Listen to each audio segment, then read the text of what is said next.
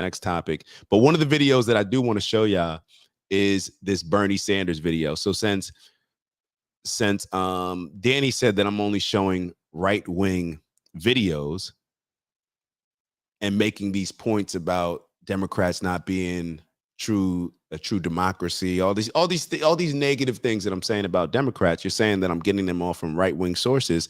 Let's get one from maybe one of the most left sources that there is out there. Good old Bernie Sanders. So let's take a look at this video.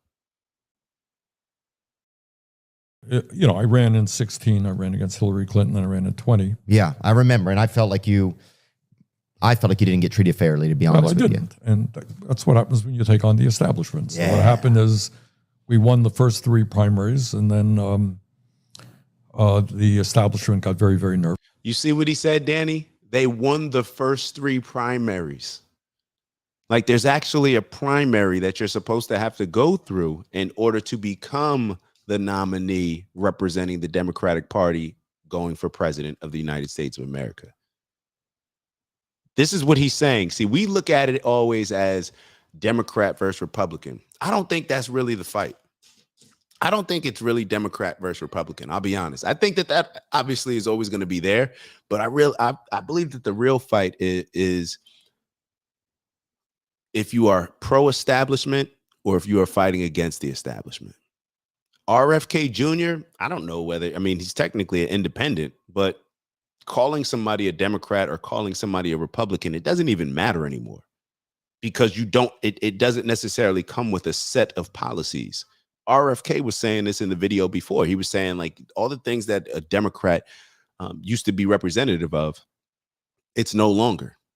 When he said that he didn't leave being a Democrat, the Democrats left him. And I believe that a lot of Democrats are feeling this way. How do I know? Well, when I sit down with whether it's my dad or when I sit down with other people that are Democrats, and I say, hey, these are 8 issues that we're going to lay out. Let's say it's 10, just to make it a more even number. And 7 out of those 10 issues, you are actually conservative minded on, and you align with more Republicans than the things that the Democrats are pushing right now. So let's say, and then out of the other 3, probably 2 of them were, we're not sure which way I would go. And maybe the other one is like, oh no, I'm Democrat when it comes to this. You are still, based on policies, based on the way that you think, based on your perspective of the world, you are a conservative minded thinking individual. So Republican versus Democrat, I don't think that's the issue. I think it's who are the people that are willing to challenge the establishment. Because if you are the establishment, look at it like this. If you are the person in power, the real money behind certain things, and whether it's the BlackRock, whether it's the big pharma, all these things, are you going to put yourself in a position to where you can only be successful, you can only have power if this particular group wins compared to that group? No. If I'm some of the most powerful people in the world, I'm going to get together and say, like, listen, we can let the Gen Pop, the people in Gen Pop in the club, the people that are side by side in the club, that takes 40 minutes to get a drink at the bar, that are just bumping into each other, sweaty and all that other stuff. We'll let them, sweat it out on the dance floor. We're going to be in VIP making decisions, real comfortable over here, having servers. We're going to be that. That's what it really comes down to. The people in power, bro, they just let the general people, the public, fight amongst each other. They'll throw different issues out there and let them fight over it. But in all actuality, they're all at the top looking like, okay, we just need to make sure that we're in power, no matter who's in office. And if more of us in general pop thought about things on that level and from that perspective, we'd be in a better place. If more of us thought, okay, how can I make sure that I'm successful and can put food on my table, protect and provide for my family, do all these things that I want to do, regardless of who's in office? Those are the questions that we should be asked. But we look at things from a totally different standpoint. We look at things from a victim standpoint, from a less than standpoint, from a we need everybody else's help, because we see like, oh man, if Republicans win, then I'm not going to be able to put food on my table. Literally. Had a conversation with somebody the other day where they were talking about their mother and saying like, yo, based on what the Republicans may do with Social Security, that is going to significantly impact whether or not my mom is able to actually put food on the table. Like, she can't afford to live just based on the Social Security that she got right now. Now, if they take more, what is she going to do?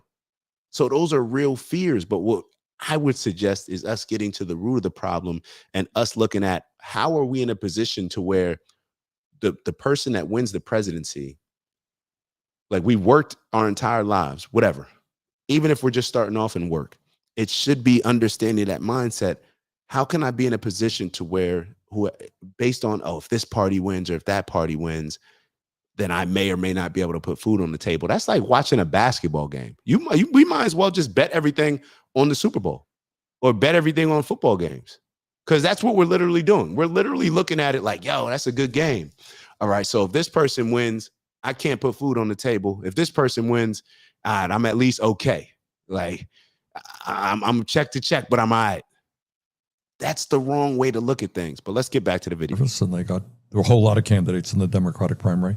And they said, hey, be a good idea if you all dropped out, let Joe Biden be the one candidate. People rallied around him. And do they call? Is there a call that you get, and it's like you're not going to move forward? Is it just like news articles? Like, how does the establishment? Well, what happened? Yo, time out. This is insane. This is insane. I'm sorry. I just looked up. I'm not sure what previous messages were being written. Listen to what Danny just wrote. Thank God for Danny. Danny just wrote, she, referring to Kamala Harris, she has always been part of the Afro. Notice he put Afro. That's back in the day, Danny. We haven't said Afro. I think that's more like civil rights, maybe like Froze and Black Panther. I don't know, whatever. Maybe we should go back to that. She has always been part of the Afro-American community. Look at some old videos with her. It's again a right-wing rhetoric to divide Black people. Simple as that. Danny, you're wrong. You're wrong. You know what divides Black people is what divides our families. So maybe you should go back, what I always refer to. Danny, you always tell me to look at stuff. Why don't you go back and look at the policies of Lyndon B. Johnson? You're talking about dividing people. How about dividing the family? Because when you look at all these social programs that the Democrats put in place, those are actually responsible for dividing the family. When you look at the crime bill that your boy Joe Biden put in, that's responsible for locking up Black men and dividing the family. So I don't know what you're referring to when you, and this is the same thing that we talked about earlier. It's like, you can't just, when you critique something in the Democratic Party, these people that are just fanatics of the Democrats, all they do is say something bad about the other side rather than actually speak on what we're addressing when it comes to what the Democrats did. You just said, as a white person, as a white man from Denmark, you're telling me, a Black man in America, that Kamala has always been part of the community. It's as simple as that. Look at some old videos with her. Do I need to even speak on it any more than that? A white man from Denmark is going to tell me how Kamala Harris has always been Black. I'm just going to leave it there. Let's get back to let's get back to the video with Bernie. All right, so don't take away from the point that I said, Danny. You said that I was playing all these right-wing things. This is the most left person, Bernie Sanders. He's the progressive. He's the Democrat that the other Democrats are scared of. He's the super Democrat. So he's saying the very same things that Vivek is saying. But just give it a sec. Just give it a sec. You tell me if you hear the same thing that Vivek word. I won, got very, very nervous, and there were a whole lot of candidates in the Democratic primary. And they said, hey, be a good idea if you all dropped out, let Joe Biden be the one candidate. People rallied around him. And do they call? Is there a call that you get, and it's like you're not going to move forward? Is it just like news articles? Like, how does the establishment? Well, what happens is, I won the popular vote in Iowa. I won the New Hampshire primary. I won the Nevada primary, and those were the first three. And then front pages of the New York Times, Democratic establishment very nervous. Bernie Sanders could win the whole. We were doing very well in the polls, and I think behind the scenes, people thought there were like 15 different candidates. And they were splitting up the vote, and that's how I was not necessarily getting over 50%. I was getting more than other people, so I was on the way to victory. And they said, look, Bernie shouldn't be the candidate for a variety of reasons. We don't want him the candidate, drop out. And then on one day, a lot of people, 1 or 2 days, a lot of people dropped out. It was Joe Biden and me, and Joe had a lot of support, and all these people came behind him. And do you think that our election process is still democratic? Do you think it's still? Yes and no. I mean, you know. So, Danny, keep in mind, this is a Democrat saying this. This is a Democrat saying that they colluded, that the establishment Democrats, the powers, the people in power, the Democratic Party, they came together and they got nervous because Bernie Sanders was leading. He was beating Joe Biden. And because Bernie Sanders is anti-establishment, he's an anti-established Democrat, even though he's a very left Democrat, they came together, colluded against him. This is the person that won the first 3 primaries. He won the first 3 primaries. And still, what did the establishment do? They've convinced everybody else who probably didn't have a chance and says, hey, if you can just put all your support behind Joe Biden for the good of the party so we can prevent Bernie Sanders, even though the actual people, we're talking about a democracy, right? Even though more people are voting for Bernie Sanders, the Democratic Party still decided to collude against him in order to push Biden and convince the other people that were running to put their support behind Biden so that way Biden would win out against Bernie Sanders. That doesn't sound very democratic to me. Maybe that's your definition of Democrat. Doesn't sound like democracy to me. You want to run for office? Can you? Yeah, you can. You got a certain number of signatures. But if you're going to win, and I have 10 times more money than you do, I will beat you 95% of the time. Wow. I mean, that's a fact, right? Right, 100%. You'll beat me. Maybe if you're really an exceptional candidate and I'm a real idiot, you will beat me once in a while. But by and large, the money people will win. So if you're asking me, are we a democracy? In one sense, we are. All right, you can run for office. You can raise your issues. On the other hand, in terms of who has the real power, money people do. And I use the term oligarchy. And do y'all hear what he's saying? He's saying the very same thing that Vivek was saying. Money people have the power, whether it's Democrats or Republicans. The people with money, they have the power. Listen to how he just answered this question again. He was asked very specifically, do you think that it is still a democratic process? Had a lot of support, and all these people came behind them. And do you think that our election process is still democratic? Do you think it's still? Yes and no. I mean, you know, you want to run for office. Can you? Yeah, you can. You got a certain number of signatures. But if you're going to win, and I have 10 times more money than you do, I will beat you 95% of the time. Wow. I mean, that's a fact, right? Right, 100%. You'll beat me. Maybe if you're really an exceptional candidate and I'm a real idiot, you will beat me once in a while. But by and large, the money people will win. So if you're asking me, are we a democracy? In one sense, we are. All right, you can run for office. You can raise your issues.